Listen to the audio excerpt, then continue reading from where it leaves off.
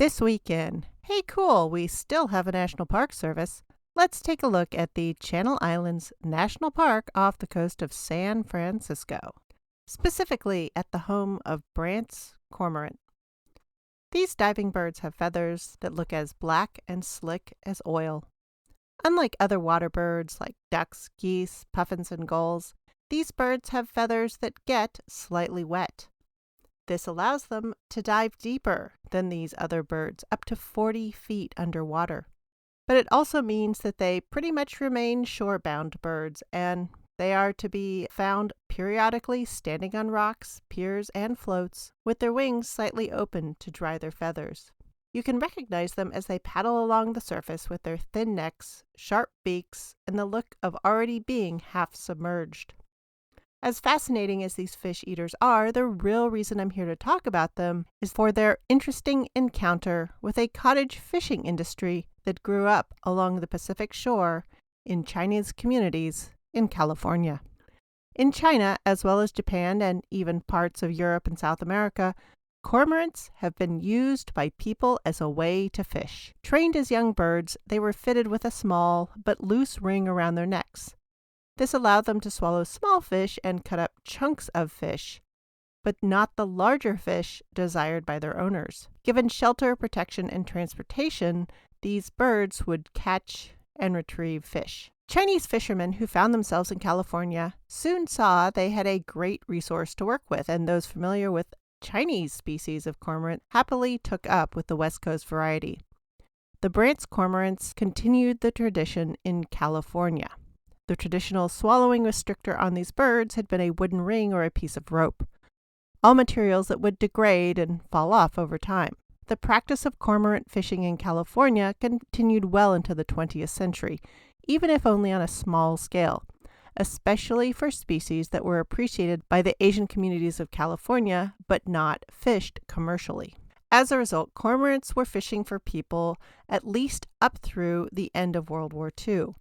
Among other things, fish were not a rationed food, and protein was tight enough that even as old-fashioned a sort of fishing as cormorant fishing could be made useful.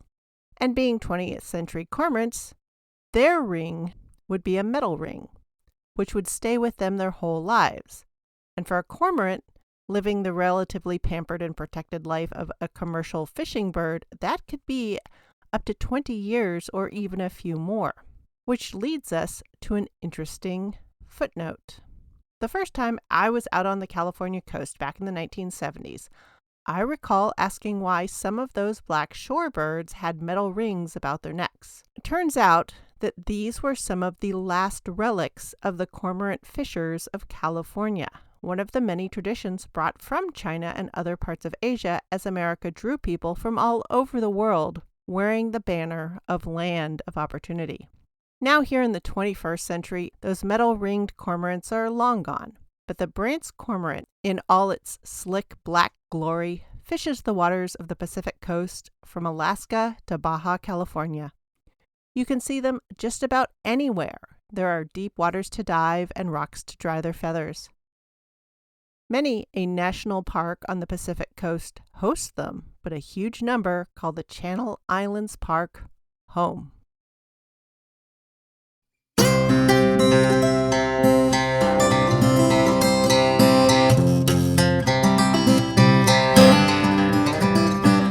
Episode 151, the first Chinese food in America. Hello and welcome to the History of American Food. This week I'll be looking into the early presence of Chinese food in America. Well, North America anyway. In the latter half of the century, relations with China will be fraught. But what did that relationship look like at the beginning? How did the California connection to China get started? For all this and a large spoonful of history, pull up to your place at the table and let's dig in.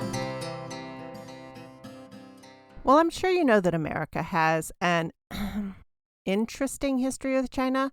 The first thing you need to know here is that its food history in America goes further back than I had ever really formally been taught. In fact, Chinese food has definitely been prepared on the west coast of North America for decades before it was even in view as part of the United States.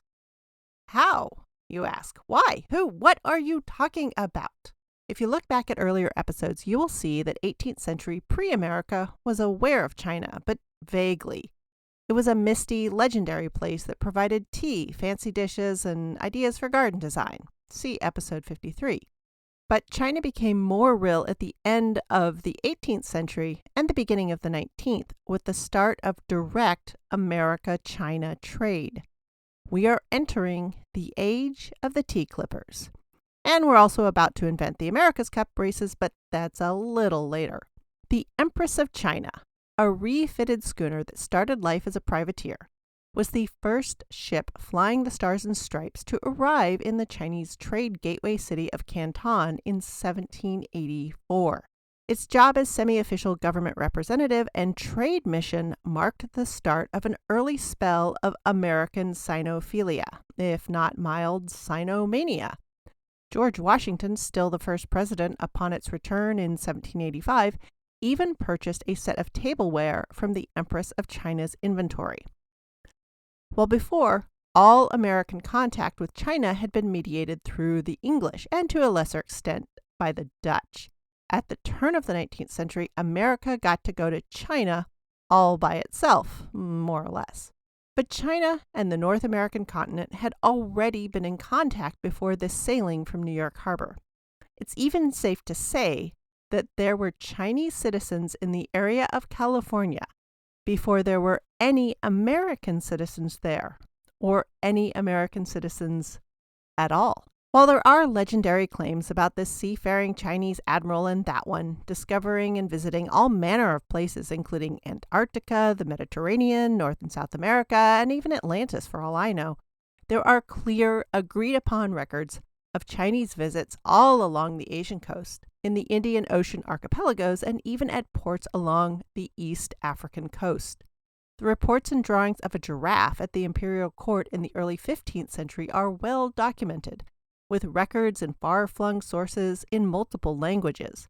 It seems fantastically impossible, but it is indubitably true. Along these same lines, my personal favorite discovery are the large number of Chinese ceramics dating from the 13th century found among the remains of a curious colony at the north end of the island of Madagascar.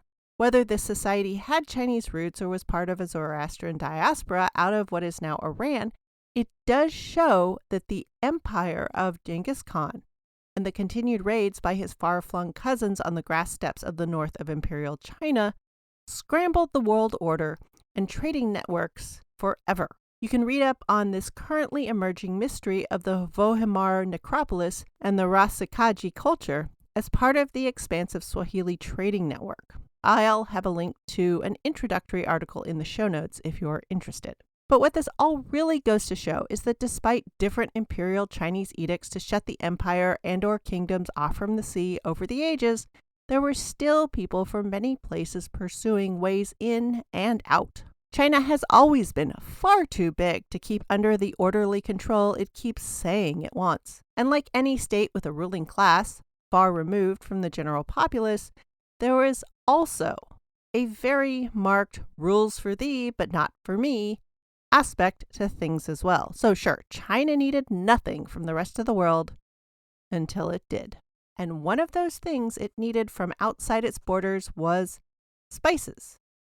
Back in the 15th and 16th century, when Europe, especially the Portuguese and the Dutch, got good at crisscrossing the world in boats and then found the sources of clove and nutmeg, see episode 38 for more on this, they also encountered the Chinese. Europe and China would cross paths many more times in many more ways, but in sea trade, it would often come down to tea and porcelain goods from China in exchange for fur, ginseng, and silver from Europe and its South and North American colonies. As North Americans, we hear much about Spanish silver and the treasure galleons the English and then American pirates and privateers waylaid, captured, and sometimes sank. I mean, there's like this whole Spanish treasure hunting industry around the Florida Keys and the Caribbean. There's also the whole thing about the cash poor early Americans having a surfeit of silversmiths to launder this liberated silver into the sterling place settings that would grace the tables of early American slavers and plantation owners, and then move to the dining rooms of Gilded Age robber barons. We may hear a little about how this river of silver funded strange court excesses in Spain along with their fantastical war aims. The Spanish were quite expansionist with their bulging coffers. But what we absolutely do not hear about is that approximately half the silver mined in the Spanish Potosi mines went to China to help them deal with their cash crunch. Fighting wave after wave of horse-riding warriors from the Asian steppe over several centuries, not to mention a variety of kingdoms in Southeast Asia, and exercising expansionist ideas into what is now Korea and Japan, all that costs money, man. This hunger for silver would make the Philippines into the first truly globe-encircling financial exchange for a short time. That was where Asian finances were linked to European ones through the colonial silver of the American continents. The same silver hunger would also drive the tea trade with the English and then be at the base of opium wars that are in the near future for this podcast. So while China said it saw the rest of the world as uncivilized with little or nothing to offer, there were a few things that China had more or less run out of and did want from the world. Silver, certainly, but warm fur, especially for inhabitants of the northern portions of the country. The imperial capital, with its forbidden city, was firmly anchored in Beijing, which has viciously cold winters, and many of their wars were fought on the wind-swept steppes. So there were definitely people who not just had a desire for good furs, they also had the money to support an import industry of them as well. Otter fur is among the softest out there, and there is no doubt that it is the densest. With up to 1 million hairs per square inch, it takes the place of the blubber layer most other marine mammals possess to keep them warm swimming in the frigid waters of the Earth's northern oceans. Yes, there are plenty of marine mammals in the far southern oceans, but no otters. Penguins seem to have taken the comparable duties of fish eating and cuteness there. Anyway, in the 18th century, starting with the Russians and the Commander Islands or the Komodorskaya Ostrova, near the Kamchatka Peninsula, the waters of the North Pacific were systematically scoured for otter fur. Using the Commander Islands as a jumping-off spot, Russian fur hunters followed the Aleutian chain to the eastern side of the Pacific until they found the bounty of otters along the west coast of North America in the 1760s. They also found that there were plenty of resident locals, the many tribes of the Pacific Northwest coast who were willing to do much of the hunting in exchange for goods of iron and glass. What is now called the Russian River area of California was a settlement established by the Russian-American Company. Its main purpose was to grow food for these Russian fur trappers. Importing farmers made far more sense than importing grain and such all the way across Eurasia and then the Pacific. The Russians were joined by the Spanish in 1774. They traveled north from the New Spain colonies they were working to revitalize after 300 years of occupation.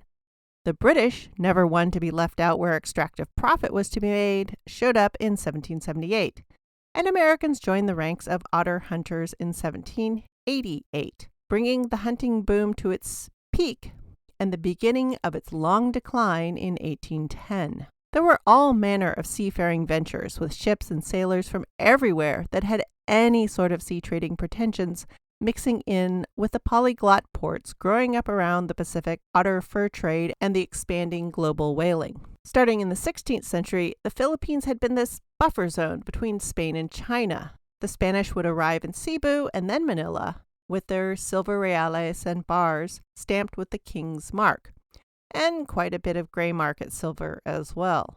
The Chinese would come from southern trading ports, especially around the Pearl River Delta, with the traditional trade goods of the empire, silk, porcelain, and tea, which they had been using in different trade diplomacy schemes all the way back into the Han Dynasty a millennia ago. Over time, these trade shipments would also include sundries like lacquerware, sandalwood, intricately carved boxes, and other pretty baubles of a society with an artisan class over 1,000 years old. By the late 18th century, with New Spain well established and thriving in Alta California, trade with China had leaked out of the Manila buffer colony. Chinese sailors were definitely part of the crowd inhabiting the Pacific and globe-crossing ships, and dealers in Chinese goods as well as buyers for the furs had started setting up on North American shores. In other words, there was Chinese food happening on the west coast of America before it was a territory of the United States, not to mention actually being California, USA. So finally we get here, the food part of what is supposed to be a food history podcast. In the early 19th century, California went through a lot. It experienced its final years as part of Greater New Spain. It was made a territory of the U.S. in the Treaty of Guadalupe Hidalgo and then became the state of California, which in its early years was a victim of a gold rush and then would develop into one end of the project that would turn into the Transcontinental Railway. And because of otter fur, Chinese food of various sorts was present. Now that I've thought about its framework, the designation of American Chinese food as its own thing totally makes sense. After all, it's been present on American shores for over 200 years. Yes, definitely as a segregated food style in the beginning, but it would be part of the mainstream American diet, at least in some social strata, sooner than you think. So setting tea aside, because that's its own story, let's look at the early tendrils of Chinese cuisine that entered into American food. We've talked of ketchup, its origins and influences back in episode 81, but it was quickly Europeanized, mushroom, walnut, anchovy, and lemon ketchup, Worcestershire sauce, and then Americanized, tomato ketchup. So even though it was coastal Chinese and Southeast Asian in origin, it was absolutely stripped of any Chineseness by the time it had a firm American presence. Then there's soybeans. They were making their way into the American agricultural scene almost as soon as America was a country, but mainly as cattle feed. The idea of making any human food or sauces of soybeans, that would have to mostly wait until the late 19th century and the expansion of the vegetarianism movements. Though there were a few American experiments at the end of the 18th century to make a sort of soy sauce, those never took off. But a curious remnant and recognition of soy sauce as a flavor enhancer floats around in 19th century cookbooks as tomato soy, which was a particularly savory sort of pre-sugar tomato ketchup. The easiest version to find is in the Virginia Housewife. The first major Chinese foodstuff to make an impression, at least somewhat as a Chinese food in North America, was rice, but as an import to the Spanish. While Northern Europe and Britain were dedicated to bread and beer, Southern Europe has a long history with rice and wine. Think risotto and paella. If you remember from episode 102, when I talk about the roots of jambalaya, that it was a clash of the Spanish wide pan rice traditions and short grain rice with the produce of the Mississippi Delta and the long grain rice cookery of the West Africans. Out in the wilds of New Spain, so far away from home, the Creole Spanish were happy to fork over silver for Chinese rice. And it was the short grain stuff they missed. American-grown rice, harvested and processed by enslaved West Africans and their descendants, was long grain and cooked up differently. And the shipping from Canton was actually the shortest route for rice for the inhabitants of the various port cities of Alta and Baja California. After all, from Europe it would have had to sail around the Cape of Good Hope by the southern tip of Africa, and from Louisiana it would have to go around the stormy Cape Horn at the tip of South America. Or overland from Louisiana to California? Well, that would have been foolish in 1801.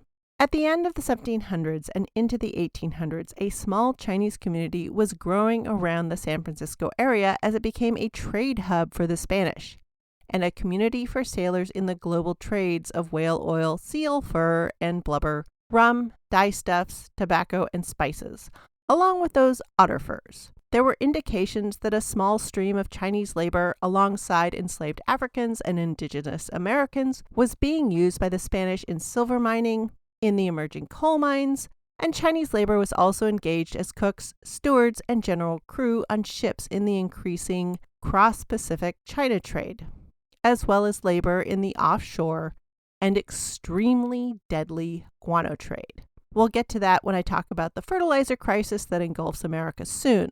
We get into so many international spats over bird poop.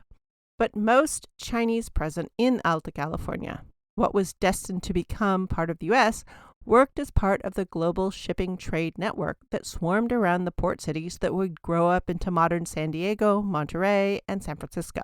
If young America was aware of these towns at all, it was as a source of cattle products, mainly cowhide, tallow, and horn. That would quickly change with the news of the 1848 gold strike. A whole new life would arrive around San Francisco. Americans would come from the new cities in their new country. Europeans fleeing war and famine on their continent also made their way west from the cities and ports of the still very young America. And Chinese began to arrive in noticeable numbers from their country that was being convulsed by the Opium Wars. And so both Chinese foods, food preparation, and cooking sensibilities began to arrive on American shores in greater amounts. As pointed out by my favorite Chinese food YouTube channel, Chinese Cooking Demystified, there are 30-ish distinct styles of Chinese food. So only a few of them arrived on America's shores, the main sort being those influenced by the Pearl River Delta cultures. In American Chinese food terms, we'd call it Cantonese, after the port area of Canton, the area where Chinese maritime trade with the Americans had begun. This meant early Chinese food in America was heavy on fish, fresh, dried, and fermented, along with vegetables, also fresh and pickled, as well as rice, and plenty of pork. The scrawny, rather wild longhorn cows were grown on California ranchos for their tallow, horn, and hides, but not their meat. Sure, the very tenderest parts, the tongue and tenderloin, might be eaten by the rancheros, but these cows were largely not for dinner.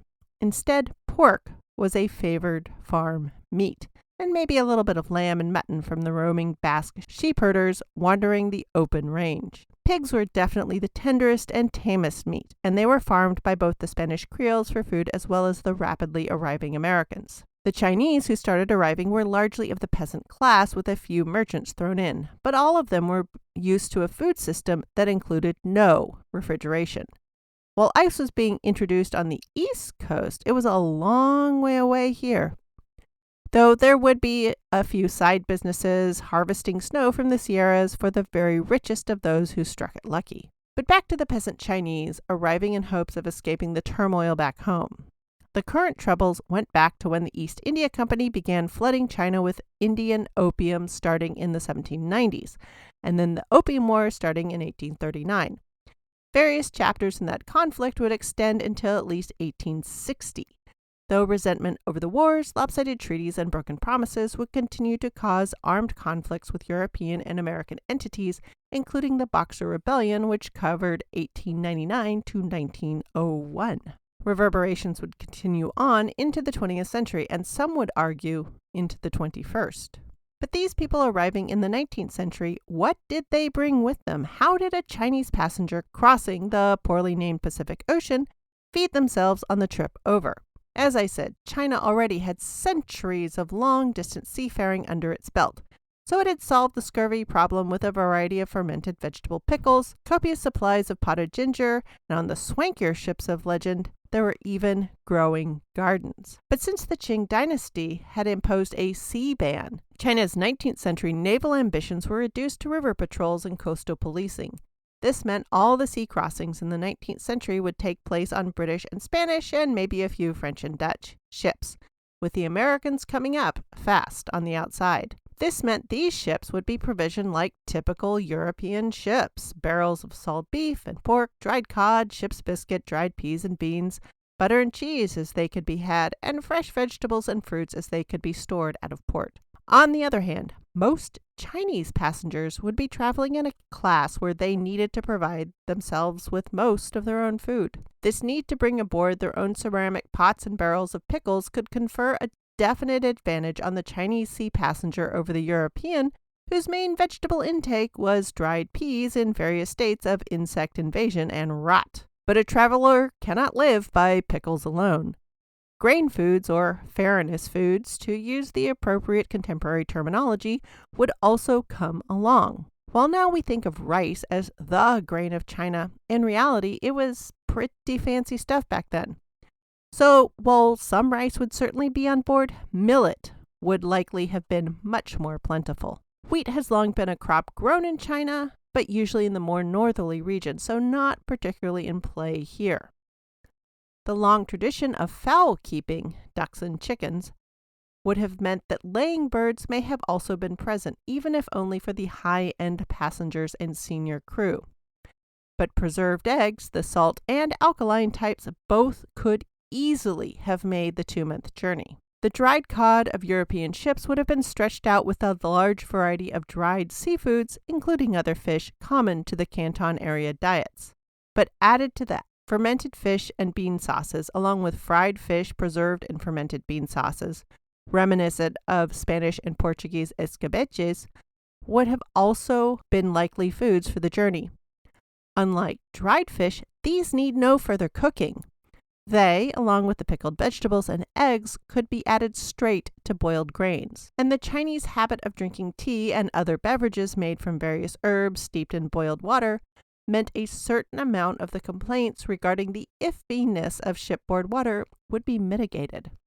Though at some point in a trip, everyone, captain to steerage passengers, were all drinking the same greenish water, often brackish from so much time in the hold. American diaries about traveling on a ship with Chinese passengers strengthens the likelihood of these items being part of a shipboard diet. Chinese foods, when mentioned at all, were denigrated as smelling foul and looking like unrecognizable black bits and weeds. For people eating biscuits full of live, wriggling beetle larvae, that's an interesting time to stake out superiority. Regardless of how good or bad your diet was on board, a Pacific crossing, Canton to Monterey or San Francisco, was an ordeal. Even on a good weather crossing, in the approximately 2 months, there would have been at least one storm that would have left everyone with at least a bruise, if not blisters or broken ribs or a smashed finger. Yuck. Arrival in Spanish California or American California would have meant going from being more or less invisible to suddenly being the most conspicuous and despised individuals in sight. All Europeans, Spanish to British, Irish to Russian, shared more or less common habits of dress and expectations around food. When reduced to just one nationality and another, the French and British, for example, were always willing to go at it hammer and tongs. But the presence of, in contemporary terms, a Chinaman, an Oriental, or a Celestial, or worse, depending on how offensive the writer was looking to be, suddenly all of Europe would become one continent, and everyone could agree on who was the foreigner. So of course Chinese immigrants formed their own insular societies. And while the new Americans were frankly reveling in their more or less wholesale disintegration of societal rules, the Chinese used their societal rules as comfort and a structure and a way to get by. Apartness, in fact, lent a sort of safety. Agriculture, gardening, and the raising of ducks and pigs and maybe a few chickens was a good way to start for many. Sure, hunting for gold became the aim for some, but others learned that the real money isn't in shoveling, it's in selling the shovels, or in this case, dinner. So Chinese eating establishments began to open quickly. European cooking typically requires a brick or stone oven and large, heavy iron cauldrons, and long-burning fires for long cooking periods are needed to deal with the dried beans, baking bread, and long-cooked meat and vegetable stews. Chinese cooking by this age could make do with small hot fires, lighter iron, and soon steel woks. And the use of steam for making breads in the same wok meant a Chinese food stall was producing dishes that seemed impossible in such a small space. And while the American and even Spanish cooks were focused on almost exclusively cultivated foods, the Chinese farmer had a long history of farming and foraging concurrently. Sure, the plants may have been different, but some were familiar or close enough to go on with. Further, while American agriculture was wasteful of space and nutrients, the Chinese farmer had had to figure out intensive agriculture a long, long time ago. plenty of early Chinese immigrants would likely have made a better go at farming California for food production than the Spanish and Americans. Many Spanish and American colonizers saw the open lands of California as places to grow cash crops and cattle. It's very telling that much of the early successful farming of local foods fell to Italian immigrants and the indigenous farmers who worked for the Spanish rancheros and on the encomiendas. Those were more or less a cross between feudal tenant farming and plantations. But we'll never know, as Chinese were more or less prohibited from any sort of land ownership in this age. Many of them had small gardens, but any sort of commercial farming was made nearly impossible. From the start, Chinese food production and selling were seen as curious or worthy of complaint by Americans.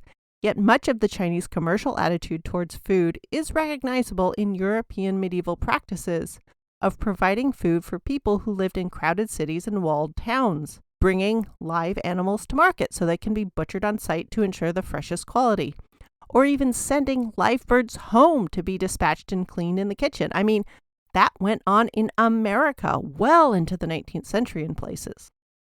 But having whole animals available for examination in a Chinese market was now seen as barbaric. Americans had gotten into the habit of discarding more and more parts of butchered animals. What had been simply food 50 or 100 years before was now trash, or something only fit for the worst sorts of people who were barely people. For example, 18th century French and English cookbooks had recipes for eating the unstuffed intestines of a cow or a pig. It was called andouille. But now they were chitterlings and not suitable for the table of the fine and fancy. There also used to be recipes for the lungs and other plucks or internal organs. 19th century cookbooks were full of recipes how to properly prepare a tasty dish of calf's head or a swine head cheese. Shins and trotters were both perfectly fine dishes, as a braise or a stew and with a variety of sauces, but by the 20th century, these were no longer fit for a fine table. So the Chinese not only continued to eat these animal parts, but to elaborate and elevate them in ways that were seen as strange and possibly barbaric. Chinese cooks also used wild foods that were forage. Snails and frogs, along with tiny fish and crabs, were all popular along the shore. The British and Americans already held the French propensity for these items in contempt. Have you heard? The French? They prefer mussels to oysters. So the Chinese use of these items was another reason to find them poisonously strange. Further, they would consume a large variety of seasonal, but not commercially viable greens and other vegetables. They would be eaten fresh or pickled by salt and fermentation for later. These are all activities common to both societies several decades ago. But cooking in vinegar and adding sugar to thicken other preserves had taken over in America, England, and Spain, making the contemporary food preparation habits of the Chinese look odd.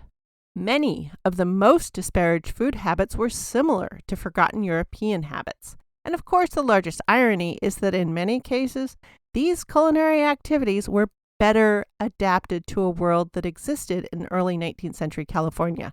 Sure, the spices were different, and the adaptation of quick cooking smaller pieces instead of long cooking larger pieces and using whole grains instead of flour did set them apart. But their food histories really did come from common, unrefrigerated roots. So at this point, the first half of the 19th century, a Chinese style of cooking existed in Western North America. Much like the 17th century style of cookery that predominated in the British colonies of Eastern North America, it faced back home for its identity. Right now, it was Chinese Cantonese cookery that was simply displaced. But the noodles, they were made from American wheat flour, and it wasn't quite right. The different steamed wheat buns were there, but again, they were a little off, since American wheat was ground for the slow fermented American oven-baked bread. In fact, when we think of bread in California, it's the sourdough tradition that comes up. One had to catch and grow their own yeast. But Chinese bakers also capture wild yeast. It's called chu. This practice of catching yeast and drying it in balls that can be wetted to grow a new colony takes a different tack in American and European styles. And the Chinese chu is often used to make rice and other grain-based wines. But the common tradition, once again, it's there. Once the gold fields were found, registered, and the news flew around the world, the early small Chinese enclaves were flooded in much the same way the better documented small towns were flooded with American and European gold seekers. The resources for everyone's bellies began to flood in different ways, up from Mexico and Central America, across the continent, and over the ocean from China.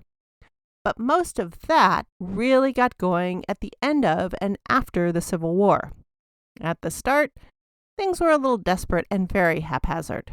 There was also a lot of eating up of the local deer and antelope. I have to admit, part of the impetus of this episode was to sneak in some of the fascinating ways American and Chinese history are entangled, almost from the moment there started to be American history. But I also really wanted to look at the earliest roots of Chinese food on the continent.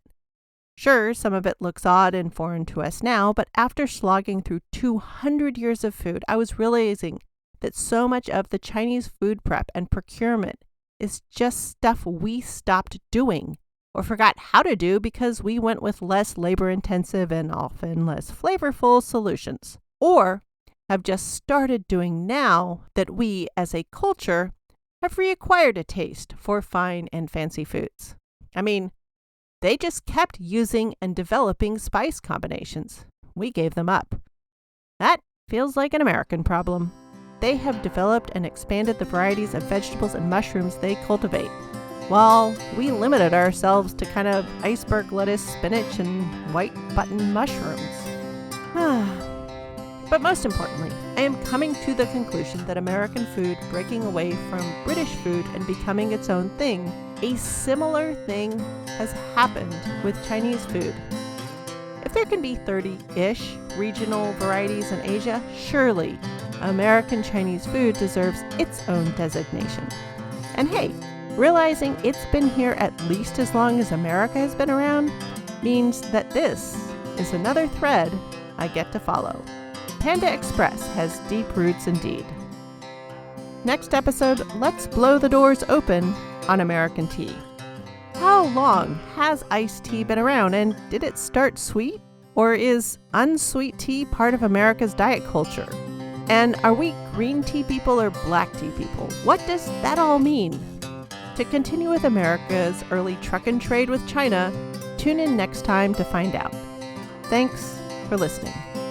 Any email questions or quibbles will continue to reach me at thehistoryofamericanfood@gmail.com. Don't worry if it takes me a bit to answer you, I am reading everything. Downloading the episodes helps me know you are out there, but even better than that are your reviews. Let more people know that you're listening and enjoying the show, or you at least find it interesting. And keep a lookout for summer food adventures on the social medias. In the Pacific Northwest, it is truly some of the best food time. Music for this podcast is Finger Olympics by Dr. Turtle, and you can find me on Threads, Insta, and elsewhere as @THOA Food, and all this information is available in the show description.